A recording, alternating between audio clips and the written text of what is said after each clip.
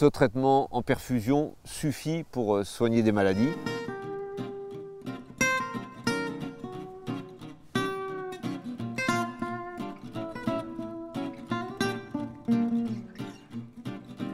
Je soigne ce pêcher avec l'huile essentielle de sarriette vivace des montagnes et j'utilise la technique du perfuseur, le perfuseur d'Éric Petiot, pour faire passer cette huile essentielle par la sève montante et on va même dire descendante pour que ce soit véhiculé jusqu'aux feuilles pour donc protéger de cette maladie cryptogamique qui atteint les feuillages des pêchers. On est sur un traitement préventif mais qui peut aussi avoir vocation curative.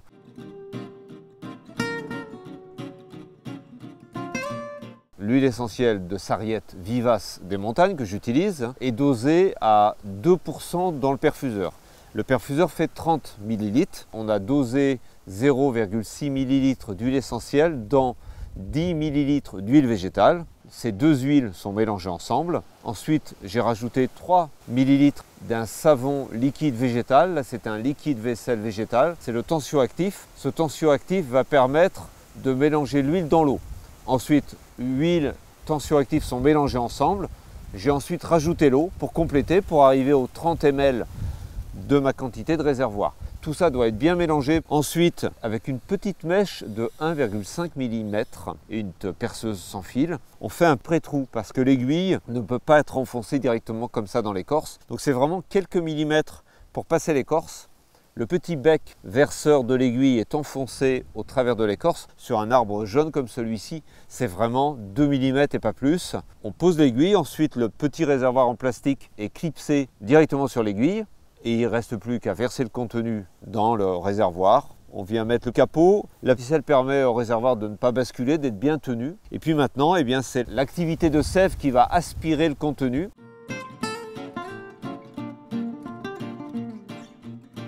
Quand on est au printemps, puisqu'on peut faire cette application au printemps début mai, il y a une absorption extrêmement rapide. Lorsqu'on est fin d'été, début d'automne, qui est une deuxième application possible, ça risque d'être un petit peu plus lent. Ça va être très dépendant des conditions climatiques. Si on reste encore un peu dans la douceur, cette deuxième absorption peut se faire. Mais dans tous les cas, on ne dépasse jamais pas plus de 2 applications sur le même arbre dans la même année. Un réservoir plein est normalement donné pour un arbre même un petit peu plus gros.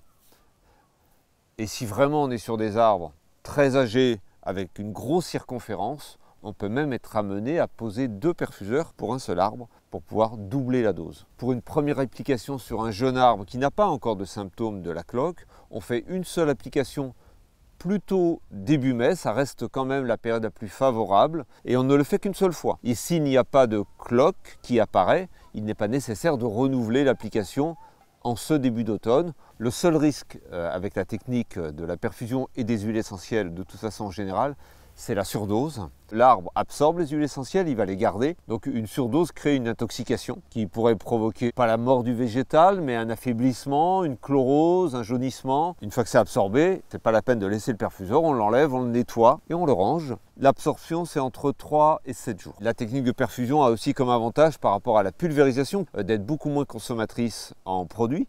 Là, on est vraiment très localisé. Ça facilite l'application par rapport à la pulvérisation. La technique du perfuseur, on doit aussi la mettre en relation avec le calendrier lunaire. C'est de préférence dans la phase de lune montante, où là, on a une activité de sève beaucoup plus accentuée. Et si les conditions climatiques sont parfaites au niveau température, l'arbre aussi aura une activité plus importante. On essaye de trouver la bonne fenêtre pour faire au bon moment.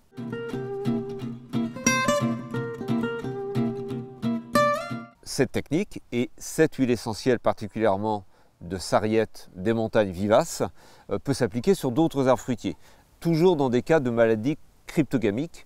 Alors je peux vous citer la moniliose sur abricotier, on peut citer la criblure du cerisier, on pourrait citer la tavelure sur pommes et poires, des maladies comme la rouille du poirier. Ce traitement en perfusion suffit pour soigner des maladies. Il y a des effets complémentaires à l'utilisation des huiles essentielles et particulièrement d'ailleurs avec la sarriette vivace des montagnes qui est un effet biostimulant. C'est un effet hormonal donc il va y avoir comme un stimulateur de croissance et il y a aussi une fonction stimulateur de défense naturelle. L'huile essentielle agit directement sur le champignon pathogène plus il agit aussi sur la stimulation des mécanismes de défense naturelle de l'arbre pour lutter contre la présence d'un champignon sur les feuilles.